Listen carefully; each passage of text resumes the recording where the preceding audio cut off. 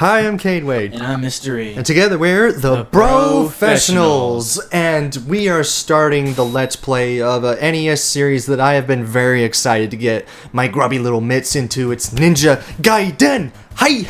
And an interesting thing you see here. What do you notice what's going on right now? Cutscenes. Yeah, and you know why that's such a big deal? Because it's one of the first games to introduce cutscenes. I was supposed to say that. Excuse you. Oh.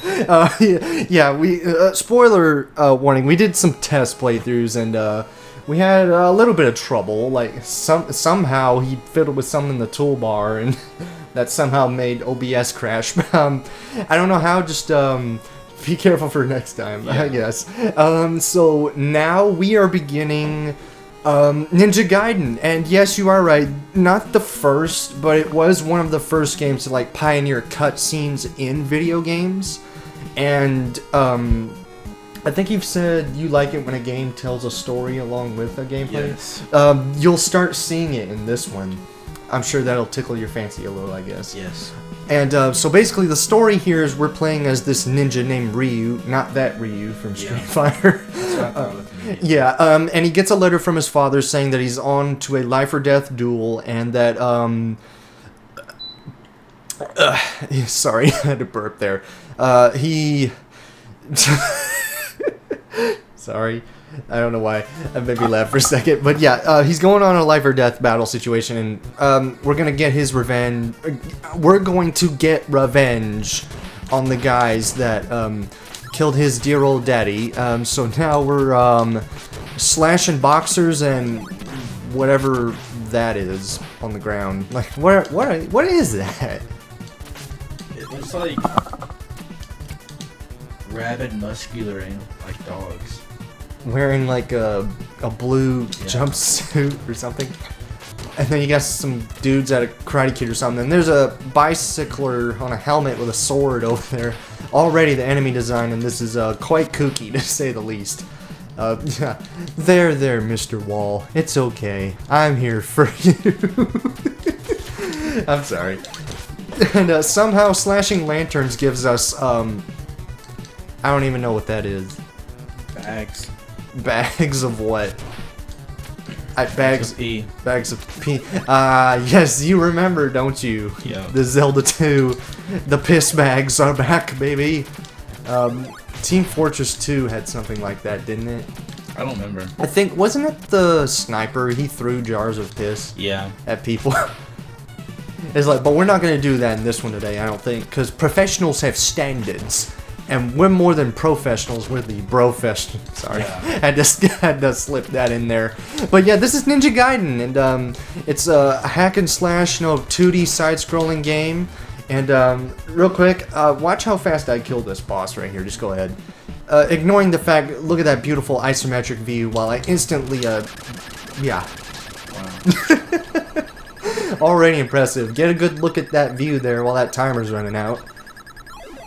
And this was in 1989, I think it said, right? Yeah. So, already we could see... It's just so fascinating to me to look back and see this is where a technique that would be used in games a lot more is there. Like, you can tell it's a movie-ish kind of cutscene, or it's emulating those emulating those action movies because it has, like, the black bars. Yeah. I find that fascinating. Oh, and, yeah. Ow, that hurt. That is but a scratch on there, I guess. So there are 6 levels, and we're beginning to see the story unfold here. I don't really want to skip them, because you're curious? Are you curious about just seeing what's gonna unfold here? Yeah. Are you a fan of ninja stuff in general? No. No? No. No modern games you played? None like that? Not really. Or like, doesn't... You see, I saw some footage of Elden Ring the other day, and it's like you pick different kinds of jobs or something to help you out or something. Oh, like Night Rain? No, or not Night Rain. It was base Elden Ring. Like, I saw Jack play it for a little bit, and like when he started the game, he was given a choice to pick something like what your character would be. Like a class? Yeah, I thought it was like, is it kind of like how Final Fantasy does it with their classes? I don't think so. I don't know. I've never played Final Fantasy. Well, Final Fantasy is basically the kind of thing like you either pick a fighter or a white mage or a red mage or a black mage. Like it'll be like physical fighters or No, you could start with an astronomer. No, it's I can't remember what it's called in the game. Something with astrology. But astronomer. I don't know. You see those epic dodging skills? Yeah. Yeah. But you can start with that, but you can end up going with like. Really, all it does is it gives you a starting weapon and certain stats. I'm listening. Oh, All it does it gives you a starting weapon and certain stats. Ooh, I don't want that. And arguably the best one is Samurai, because it gives you one of the best weapons in the entire game. Well, I imagine it would be a samurai, because samurais are fucking badass, so Yeah. makes sense. But ninjas are kind of like that, though, so you'll kind of get a similar experience with this game. But yeah, no. So there's one thing I have yet to mention to you about this game, and I don't think you're gonna like it. What?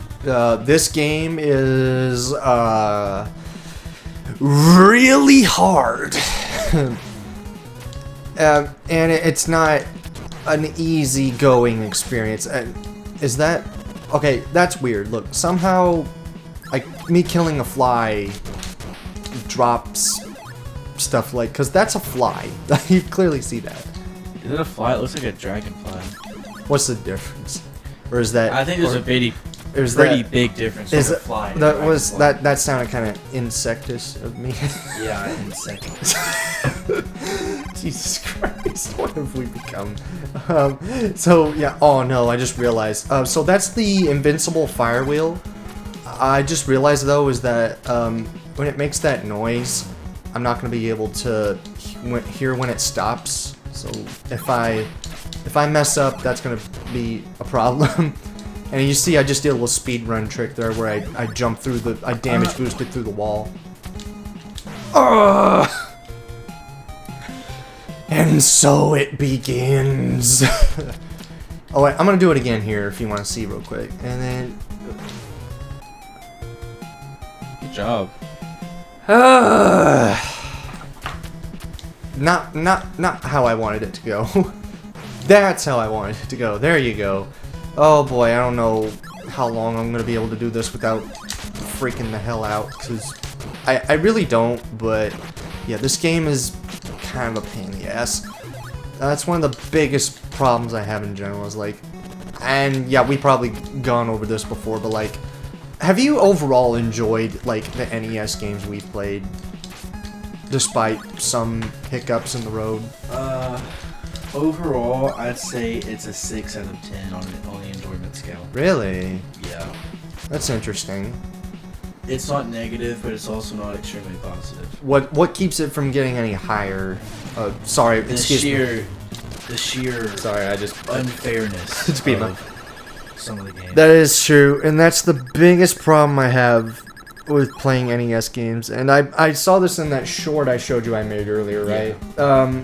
Yeah, basically, it's mainly just a bunch of outdated design choices that really, in my opinion, don't deserve to be anywhere near the modern gaming industry. Like, limited continues, respawning enemies. There's some stuff I don't know if I consider to put in there, like not controlling your jump in Castlevania, because I feel like that was done intentionally to put emphasis on the game design. But I think as far as like timers go, that stuff doesn't really need to be in arcade or like anything but arcades, right? Yeah. Because like I don't understand the point of having a timer in a game where you buy money for it and it's now yours. Like, Yeah. So I'm glad that most game series have done away with that. Like Mario Wonder was the first to get rid of the timer in Mario, and took them almost like 40 years. They finally did it. But now we're back to the story here, and do you have any idea what we're doing right now in the story? No. So basically, we go to this guy, and we're trying. So we were given this statue by that lady that shot us, as an apology, like, oopsie, my bad, here's a statue, darling. And we're basically told this, go to this guy, and he'll tell you what the statue is, and it has this evil power, and how Ryu's dad and this guy we're talking to here, they were archaeologists, and they had found these statues, and then random reference dropped to Shinobi, the Sega Shinobi, which I don't know how that's related to this game series, because it's not made at all by the same company, but anyway... So basically, these statues, if brought together, would summon a Mr. Evil bad guy, and, you know, he's gonna throw Mr. E. Throw, huh? Mr. E, like Mr. Evil. Is that... I don't know. I don't think that was what... I think Mr. E, Mr. Evil is... I don't even know. I'm too sleepy. Are you referring to your nickname? Or? I don't know. I'm too sleepy. I don't know what connections I'm trying to make. That is fair. It is late when we're doing this. I really wish it wasn't the case. And oh, looks like somebody stole it. So yeah. Bye, friend. What the? After him, real. All right, sure, whatever, whatever you say, man. I always thought it was like a play on Mr. and Mystery, like mystery, you know. Yeah, like, well, gang, looks like we got another mystery on our hands. Like, that kind of thing, you know? Yeah. Whereas, like, yours is way more creative than mine. Mine's literally just, like, take bits of my name and just take them out. Well... Like, it's that creative. I used to want to be a teacher. In my original, In this day and age? Well, it was back in 7th or 6th grade. Oh, elementary school kids are not the same as they are now. Yeah. If any of you watching out there are an elementary school teacher, look, God bless y'all, because, like, you guys are probably having to deal with, like, more shit than what any of my teachers had to deal with. Like, the worst thing a teacher, when I was in elementary school, had to deal with was, like, a kid pissing in the corner, but now you have the... I don't know, I haven't been in a... Like, kids fent folding in the corner. Kids what? Fent folding. What is that? It's like when they take fentanyl and, like, they fold. Oh. Yeah. How the hell would they even get that? Kids are wild nowadays. I guess. I mean, I've seen 7-year-olds, like, blackout drunk. That's called bad parenting. My sister tells me, like, horror stories about her school and how, like, some kids are just doing some weird-ass shit. And I'm like, it was never this bad in elementary school. At least as far as the one I went to. It's just... people grow up in very different circumstances. True, that is true. And I don't blame them for... Like, if that's what caused them to be that way, then I'm not gonna blame them for that. If they can't help it, I'm not... It's not their fault. Yeah, that's why I don't have too much harsh judgment on them, on that. And I gotta be careful here, because... Hey, if the kindergartner wants to smoke weed in the classroom, let it... If they want to start throwing it back in the back part of the room, that's, you do you. Whatever Back when I was in kindergarten, I was focused on the pet snail we had. Oh, a pet snail? I didn't even know marijuana existed until I was in, like, 8th grade. I have a funny story in elementary school.